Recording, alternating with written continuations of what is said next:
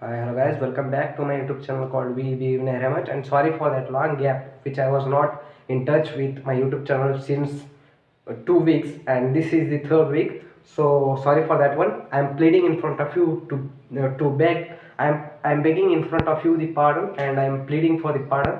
And now, just into the topic, we are going to learn about the participles, which is very important grammar topic, and which is one among them which are very vital topics. So this participle, which is also the part of non-finite verb, there are two types of verbs called finite and non-finite verbs, but this participles which topic is also one among them which are very important topics, and this is an organ of non-finite verb. Okay. Now, what is participle from the scratch to the generate, we will understand in this topic. And okay, let us jump into the topic. But before further moving into this topic, just please do subscribe to my YouTube channel if you are new to this YouTube channel or to this video clip. Okay. Now, what is participle? Participle in English grammar. What is participle? Participle is nothing but there are three types of participles actually, but the participle is the part of or the organ of non-finite verb. At the very first, we have to understand that what is non-finite verb. Non-finite verb is that verb which will not change according to the tense, according to the situations, according to the number, according to the persons, according to the numbers, according to the pronouns. That's we call the non-finite verb. But the finite verb which will change according to the tense, according to the numbers, according to the situations, according to the context, those will change, but these non-finite verbs will not change. So that is why the participle which belongs to the non-finite verb, there are variety of participles, but we should know only three types. There are three types which we all are aware about that.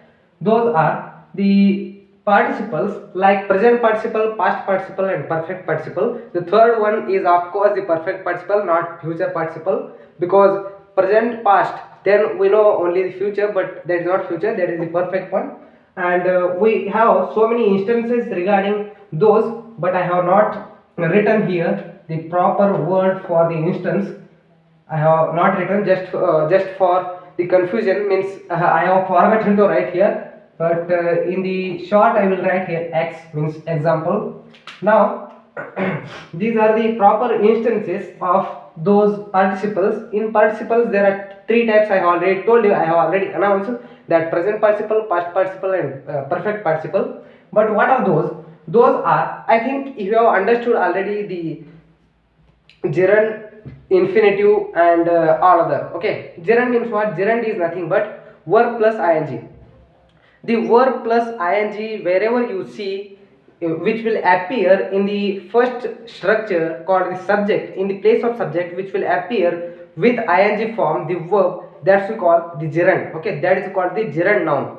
Verb plus ing, that's we call the gerund. But here that gerund which is acting as an adjective, verb plus ing in the present. Okay, present participle is nothing but verb plus ing is called as present participle, and the third form of the verb called as past participle, and perfect participle is of course having, means that which starts with the word having, and having plus v3. Okay, having plus v3. I have given here so many examples, which those examples, those instances will make things clear to you people. And there are two types again in perfect participle. Those are active and passive. In active you should write only having plus v3, but in passive you have to include having been plus v3. Okay, I have given here such forms also, but for your convenience I will write here verb plus ing is called as infinitive, but here that's we call as the structure of present participle. Okay, present participle, and past participle which stands for v plus. Okay, verb plus what we call, through the examples you will understand, but if I give here the structures you will understand, because those will make things clear to you people. Here verb also v3. Okay, v3 which also works as an adjective only. How I will tell you here, just see here, I like this dancing doll. Okay, I like, here which is the main verb?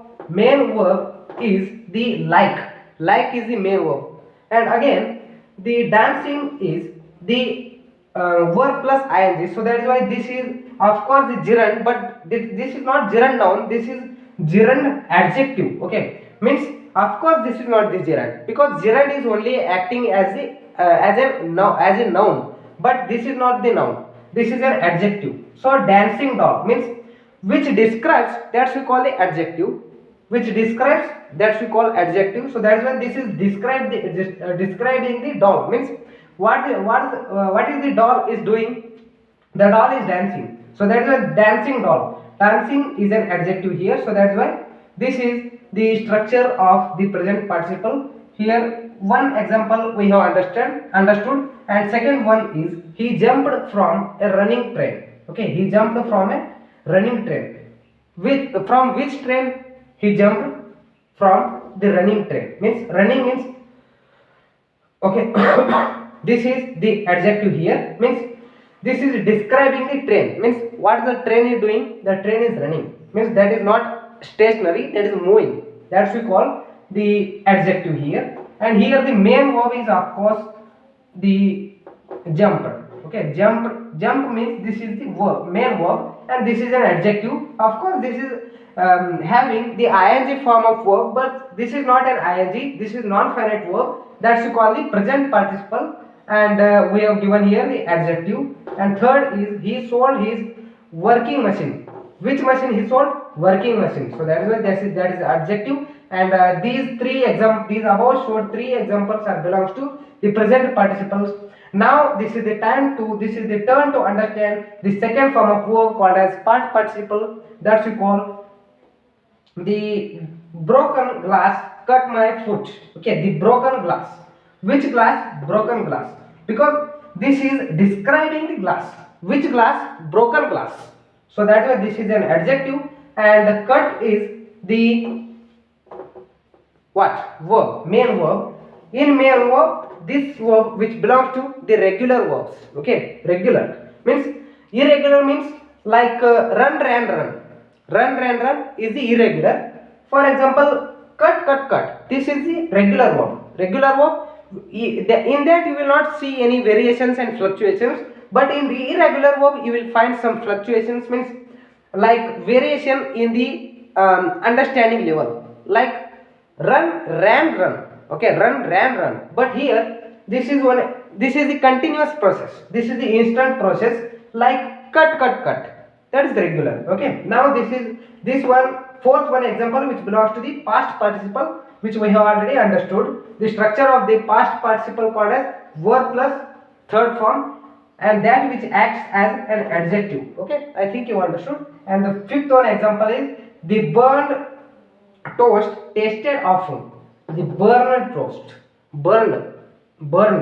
Okay, I got sick, so that's why means the I am having the running nose, so that's why the words are not pronouncing properly, but I think you will cooperate with me, and your assistance is very helpful for me to grow further. Okay, now the fifth one also over. The burned toast tasted is of course the main verb, and burned is an adjective, because that is the vowel sound. Now a tired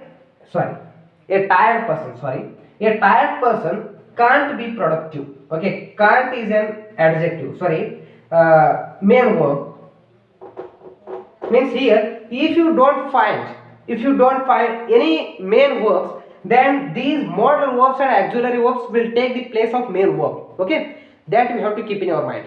If you are in the confusion, then I will provide the links in the description of mine, which I have already cleared the doubt between modal auxiliaries and their functions. Okay, now here we have to focus only on the part or topic called participles. The sixth one example is a tired person can't be productive. Tired. Which person? Tired person. So that is an adjective. Here the seventh one, having edited the video, I started uploading it.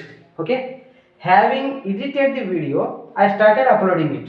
This which belongs to the active participle. Active participle means what? The perfect imperfect participle. There are again two parts. Which are those? Those perfect participles are bifurcated into two types. Those are active and passive. And this above example, which is commemorating the active participle. Okay, this is an example of active participle. Having edited the video, I started uploading it. Okay, from having edited to the comma, this which belongs to this part is called as the active participle, imperfect participle. Okay, this is the structure I have already told you orally, so I think you understood. Means I think no need to elaborate more. Now, eighth one, having finished my homework, I went to play. Having finished my homework, I went to play. Having finished my homework, till having finished my homework, this sentence which belongs to this structure which belongs to the active participle. Okay, having finished means having plus v3, that is the formula of the active participle in perfect participle. And ninth one, having been defeated, which belongs to the structure of passive participle in perfect participle. That's called the example of passive participle. Having been defeated, he fled away. Okay, I think you understood. The passive, the formula of passive participle is called as having been plus v3. Having been plus v3. Okay, I think you understood. The last and best example called as having been having been beaten up. Having been beaten up, he began to cry. Okay, having been beaten up, he began to cry. This is the last example of passive participle. Okay, I think you understood. And now what we have already understood, let us quickly revise that one. Participle in English, participles are mainly three types: present participle, past participle, perfect participle, that you have to always remember. And what is non-finite verb? Non-finite verb which will not change according to the number, according to the gender, according to the context, according to the auxiliaries, modals, according to the situations, tense. That's we call the non-finite verb. And as we compare to the finite verb, those will change according to the tense, according to the situations, according to the numbers and all. Okay, I think, isn't it? Got it, I think. What are the types of participles? I already told you: present, past and perfect. And what are the examples of participles? I have given 10 examples. I think these are more than enough to you to understand. Okay, I think I have cleared all the doubts regarding the participles. So henceforth I think you will not you will not be forgotten, I think. And that assurance I will give you: till your death you will not forget. Okay, thank you so much.